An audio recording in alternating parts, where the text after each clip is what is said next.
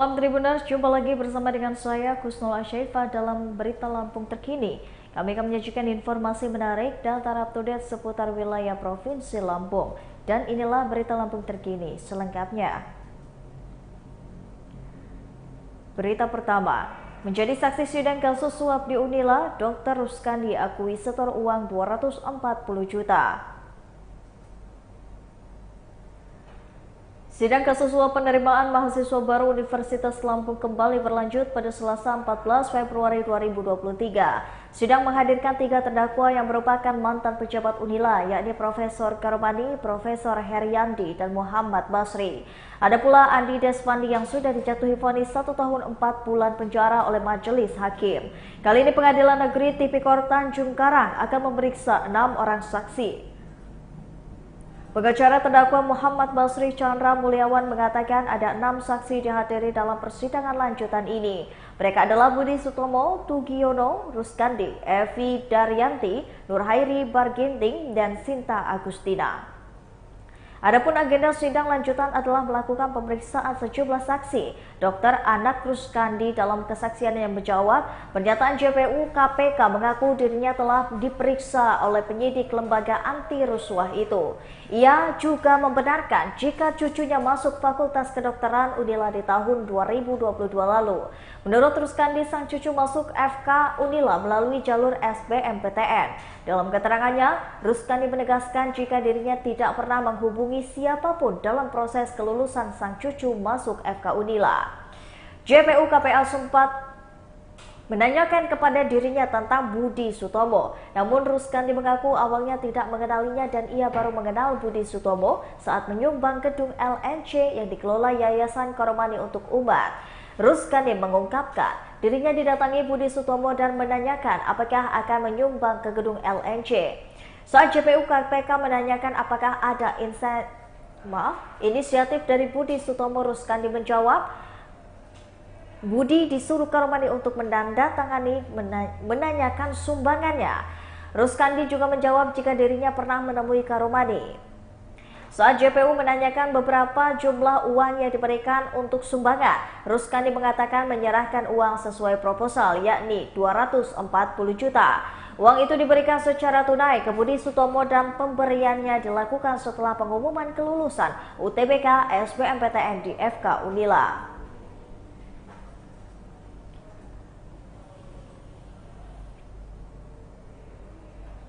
Berita selanjutnya, 8 kepala desa tinggalkan Masrembang lantaran kecewa. Wakil Bupati Lampung Timur minta inspektorat panggil. Sebanyak 8 kepala desa meninggalkan ruangan musyawarah perencanaan pembangunan di Kecamatan Wai Jepara, Lampung Timur pada Senin 13 Februari 2023 kemarin. 8 kades yang meninggalkan ruangan musrembang tersebut adalah Kades Braja Asri, Braja Fajar, Braja Dewa, Labuan Ratu Danau, Sumur Bandung, Sri Rejosari, Suberjo, dan Sriwangi. Kedelapan kades tersebut meninggalkan ruang Masrembang lantaran kecewa. Para kades kecewa akibat pembangunan infrastruktur di desanya tidak masuk dalam perencanaan dan pemaparan program pembangunan acara Musrembang. Musrembang sendiri berlangsung di Balai Desa Labuan Ratu Baru, Kecamatan Wai Jepara, Lampung Timur pada Senin kemarin.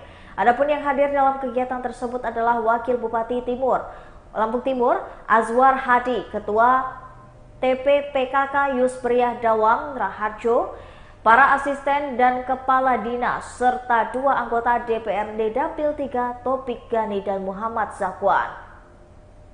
Saat dikonfirmasi, Kepala Desa Sumberjo Muhammad Ervan menyebutkan dirinya kecewa lantaran usulan pembangunan infrastruktur di desanya tidak masuk perencanaan. Menurut Ervan, pada Selasa 14 Februari 2023, tahun ini desanya tidak dapat sama sekali pembangunan infrastruktur. Ervan juga menjelaskan yang selalu mendapatkan program infrastruktur hanya desa itu-itu saja. Hal senada juga disampaikan Kepala Desa Braja Asri Darusman, dan saat dikonfirmasi pada hari ini, menurutnya kegiatan Musrembang itu tidak ada pemerataan pembangunan di semua desa di Kecamatan Wai Jepara. Maka dari itu ia meminta agar pemerintah daerah dapat memprihatinkan dan juga memperhatikan azas keadilan. Sementara itu, Wakil Bupati Lampung Timur Azwar Hadi yang hadir dalam musrembang menyayangkan aksi para kades tersebut. Menurutnya, hal tersebut tak sepatutnya dilakukan oleh para kepala desa. Azwar menyebutkan para kepala desa tak punya etika sama sekali karena main selonong saja keluar ruangan. Ia pun meminta Dinas Pemberdayaan Masyarakat dan Desa Kabupaten Lampung Timur dan Inspektorat untuk memanggil para kades itu. Berikut wawancaranya. Ya sedikit agak mageram kemarin itu. Pak Wakil, untuk regulasi, apakah ada sanksi tindakan selanjutnya? Beberapa kades yang oknum tersebut? Ya, saya mintakan inspektorat untuk melaksanakan pemeriksaan, panggil kades itu, kenapa mereka mau keluar kayak gitu. Nanti hasil pemeriksaan terserah inspektorat. Sudah dilaksanakan atau belum Pak Wakil? Besok ya, baru saya terang-terangin suratnya tadi. Mereka akan melakukan pemeriksaan dengan ya pemeriksaan itu sebenarnya dengan rutin oleh inspektorat, tapi sambil mempertanyakan apa. Mereka punya jadwal juga, Jepara harus diperiksa, semua kades mau diperiksa.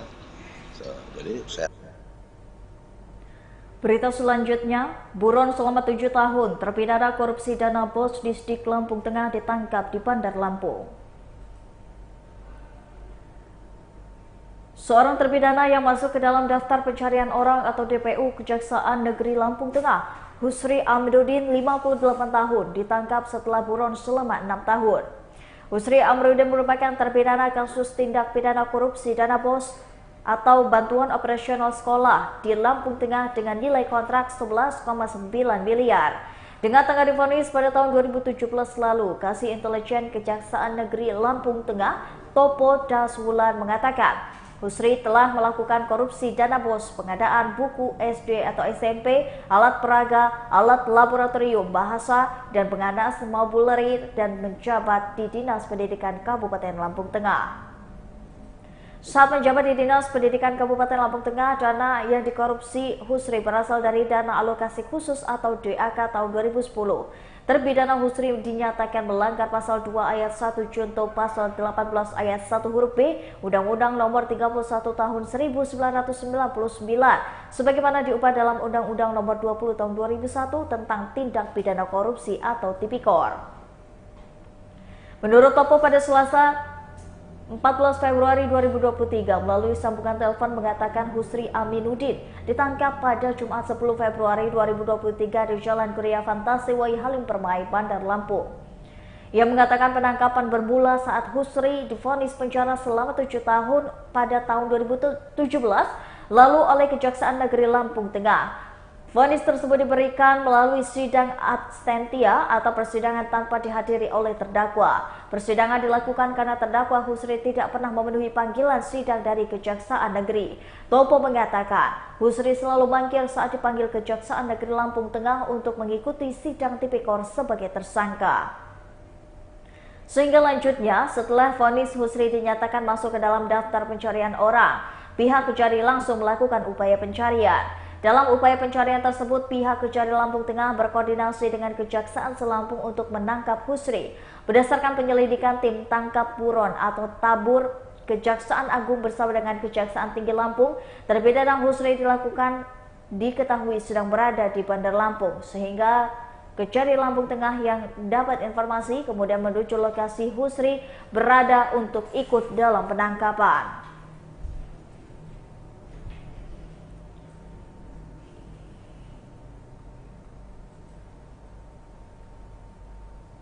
Berita selanjutnya, Kota Bandar Lampung menjadi wilayah rawan pada pemilu 2024, Bawaslu siaga.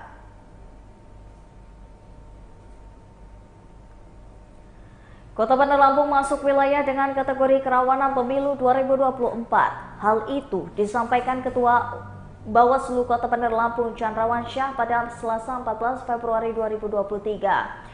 Menurut Chandrawansyah, potensi kerawanan pemilu berdasarkan kajian yang dikeluarkan Bawaslu RI yakni Indeks Kerawanan Pemilu tahun 2024, Kota Bandar Lampung masuk kategori rawan yang cukup tinggi. Apalagi dinamika politik jenjang pemilu 2024 akan semakin menghangati dan juga dari setiap tahapan yang dilalui. Yang menjelaskan kategori rawan yang dimaksud di Kota Bandar Lampung adalah kerawanan pada sektor daftar pilih, kerawanan di tempat pemungutan suara, khusus di lapas, perumahan elit yang sulit dicoklit. Ia mengatakan kerawanan ini jadi atensi Bawaslu untuk melakukan warning agar dalam rangka melakukan pengawasan, juga warning ala terhadap yang terlibat dan dilibatkan. Lebih lanjut, Chandrawangsa mengatakan kajian yang dikeluarkan oleh Bawaslu RI menjadi warning bagi Bawaslu di daerah untuk mengantisipasi wilayah yang terbilang rawan. Selain itu juga dengan kajian yang dikeluarkan oleh Bawaslu RI tersebut memberikan kemudahan bagi Bawaslu daerah untuk memetakan wilayah rawan tahapan yang rawan. Menurutnya diharapkan pihaknya bisa mengawasi lebih baik lagi karena dari awal sudah diberitahukan Kota Bandar Lampung cukup tinggi kerawanannya. Disinggung soal strategi Bawaslu dalam mengantisipasi wilayah rawan untuk mengatakan pihaknya telah membentuk posko aduan yang tersebar di 20 kecamatan yang ada. Dengan begitu masyarakat bisa melaporkan kepada Bawaslu di posko aduan yang telah disiapkan apabila menemukan dugaan pelanggaran.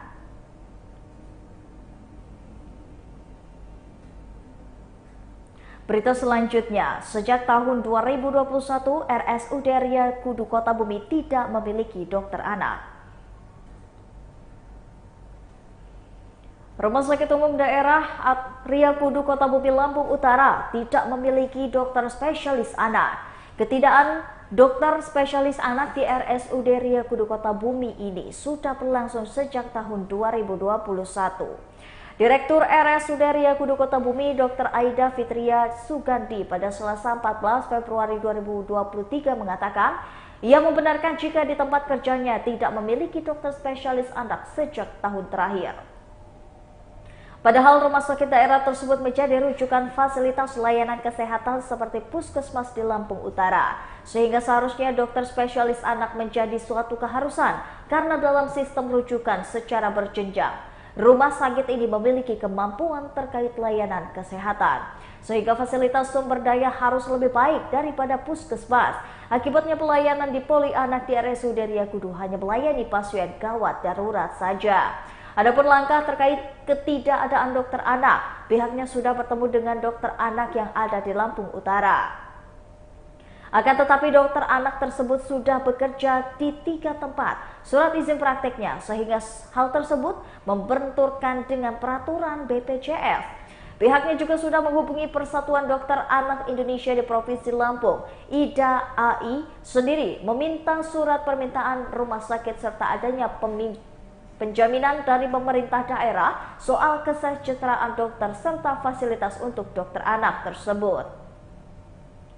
Saat ini surat pengajuan permintaan sudah disiapkan namun belum disampaikan kepada IDAI Lampung. Selain itu, ada dokter yang bertugas di Lampung Utara sehingga mengambil spesialis anak, sehingga setelah selesai ia diminta untuk bertugas di Lampung Utara. Sementara itu, Kepala Dinas Kesehatan Lampung Utara Dr. Maya Natalia Makan mengatakan pihaknya tetap mengupayakan pengadaan dokter anak. Berikut wawancaranya. Sekali tidak ada. Terakhir kita di 2021 itu habis kontraknya dengan dokter anak dari Rumah Sakit Abdul Muluk Bandar Lampung, sampai saat ini belum dapat lagi. Langkah kita seperti apa? Langkah-langkah sudah kita upayakan sebenarnya banyak sih. Secara langsung ya kita menemui beberapa dokter anak yang memang sudah bertugas di rumah sakit di wilayah Lampung Utara. Tapi ternyata kan memang rata-rata mereka sudah memiliki 3 tempat SIP, surat izin praktek ya, memang ada 3 tempat. Nah mereka rata-rata sudah memiliki 3 tempat tersebut. Sedangkan untuk BPJS saat ini tidak bisa dokter itu menggunakan surat penugasan. Kalau dulu kan misalnya dia sudah punya 3 SP, kalau misalnya memang di tempat tersebut tidak ada dokter spesialis, bisa dari Dinas Kesehatan Provinsi mengeluarkan surat penugasan. Nah sekarang tidak bisa lagi menggunakan surat penugasan. Jadi memang harus dokter spesialis yang belum 3 tempat ya, tempat prakteknya. Nah itu agak kesulitan memang. Terus langkah berikutnya juga kita sudah mencoba menghubungi Ketua Kolegium IDAI di provinsi ya, Dr. Fedri.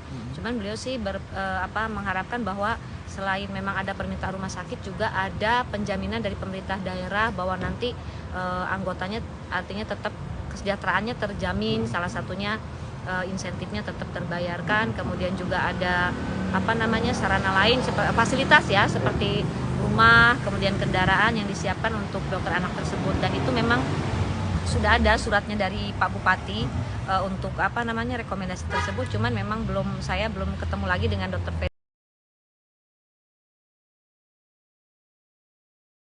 diskon hingga 70% untuk semua produk fashion. The Dawn House memberikan promo yang berlangsung sejak tanggal 10 hingga 19 Februari 2023. Shopkeeper The Dawn House di Jalan Zainal Abidin Pagar Alam, Bandar Lampung, Muhammad Ilham Fadil mengatakan, promonya adalah diskon hingga 70%.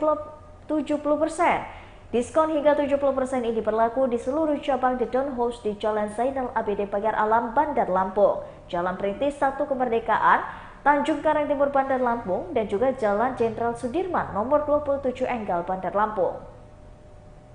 Diskon juga berlangsung di cabang The Dawn House di Jalan Ahmad Yani Pringsewu dan di Jalan Cikampek Komplek Rumah Emas nomor 1 Ujung Berung, Bandung. Tak hanya itu saja, diskon 70% juga berlaku di Shopee dan juga TikTok The Dawn House Official serta Instagramnya @The Dawn House. Diskon diberikan untuk seluruh produk fashion yang dijual di Dawn House, termasuk juga fashion baru. Fashion ini ada topi, tas, kaos, kemeja, jaket, celana jeans, sepatu, sendal, sling bag, gelang jam, kaos kaki, kacamata, dompet, sendal jepit, boxer, celana kargo, dan masih banyak lagi. Menurut Ilham, pada Selasa 14 Februari 2023, fashion ini unisex, yang artinya pria maupun wanita bisa menggunakan fashion ini. Ilham juga menjelaskan semua fashion yang dijual di Dawn House adalah fashion yang diproduksi dan didesain oleh The Dawn House sendiri, sehingga fashion ini tampak berbeda dengan fashion yang lainnya. Satu lagi yang menjadi perbedaan dengan fashion yang lain adalah beberapa fashion ada tulisan "In Dawn We Trust". Itu mengatakan kalau ada tulisan itu, orang-orang pasti tahu kalau itu adalah fashion The Dawn House. Ilham juga memastikan semua fashion yang dijual adalah fashion yang berkualitas, awet, dan modelnya keren. Selain itu juga, fashion ini cocok dipakai usia remaja hingga dewasa.